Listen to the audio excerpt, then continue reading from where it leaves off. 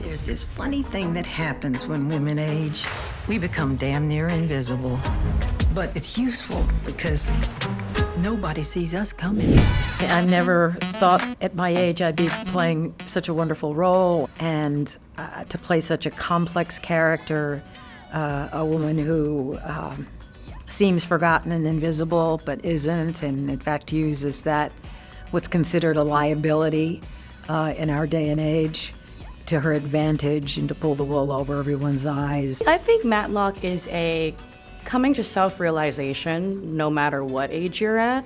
I think it's about relationships and how we interact with each other and how that changes us as a result of that. And I think it's pure comedy and heart. Yes, it is completely reimagined. So you don't have to know the show to love our show. I don't think audiences know what a true sort of fresh look of a reboot is until you see it through the mind and eyes of Jenny Ehrman. She really is Matty, I think. She has so many things going on in her brain. And it feels like she's been spying on all of our brains, because some of the things that in our characters we can really relate to. But if you have watched the old Matlock, I think that you'd appreciate some of the little bits that we put in there. Absolutely. The little winks, yeah, to the old Easter fans. eggs. Yeah. She uses her lifetime of experience and wisdom to really connect with people, and that helps her solve cases instead of, Googling everything. But I also love that at the very end, just when you think Matlock has only fooled the people in her life, you realize she's also fooled the audience. The theme of this is that, one of the themes is that you can never stop being a student in life. Mm-hmm. And that's the same for Maddie, Kathy Bates' character. When she's 75 years old, she's actually really learning a lot from us. And then, of course, the reverse is that we learn a lot from her. And so we continue to have clashes of, I see how you're working your way up in the world. Mm-hmm. What am I going to sacrifice in my personality and in my morals to make it happen for myself? And those questions are happening all the time in this show. Olympia is many things. She is the daughter of a Marine, a mother of twins, a wife to Julian, and a rainmaker at the top law firm in Manhattan, Jacobson Moore.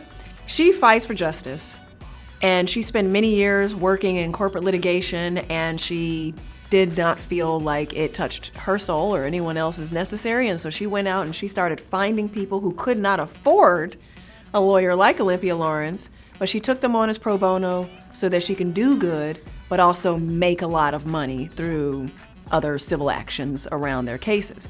But she has a bit of a messy life, and so in order to balance personal and professional, she has this wall up. She doesn't trust easy, she doesn't let people in, and Madeline Matlock pops in and somehow finds the crack in the castle wall. And so over, the season, you'll start to see their relationship evolve. And, they are definitely not friends, but they're also not just colleagues. Jason, is Julian maybe more vulnerable than we think when we first meet him? I think so. I think Julian, I think he covers up a lot of his vulnerability with anger, with defensiveness. I think at the core of it, he has a deep central wound in his life and his relationship with his father. I think he feels like he has a lot to prove since his dad is the head of the firm. I think he has a feeling that everybody around him thinks he got the job because of that and not because he's worked really hard, and they don't actually know the relationship with his dad. Yeah, it's all of these characters are so beautifully written and three-dimensional, and you'll have a judgment about a character and then you'll see another side to them in a different episode and see them in a whole new light, and they're complicated and messy, and it's wonderful. It's fun to play. I've heard messy a couple times now. What about this relationship? Let's talk about extremely it's messy. A little messy. It's a little messy. No, I was kidding. Yeah, I think just like a lot of people in the real world who are married, but both the wife and the husband are ambitious and they have goals, yet they want a family, yet who stays home? Who gets to shoot for the stars? Like, who's responsible for what hours and why? And so I believe that the two of us, Olympia and Julian, they came up the ranks together. I think that's where they developed their love story. But then how do you maintain that when you're both shooting to the top and you have to also be present for your family? Billy is the person in the office that would love to work in harmony. And he absolutely loves the law as well. And so his passion about the law really, really comes through. And he is the sort of cheerleader for this new employee who's joining our team. And little by little, the sort of positive, charismatic cracks start to show.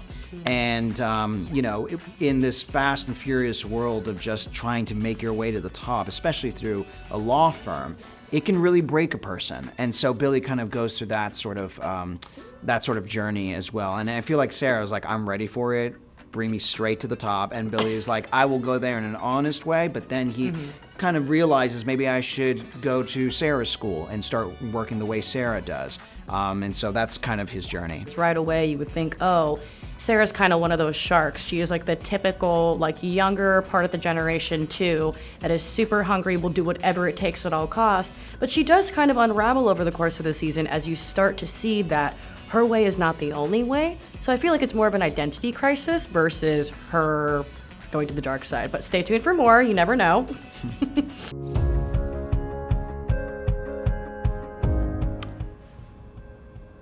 That's my fave.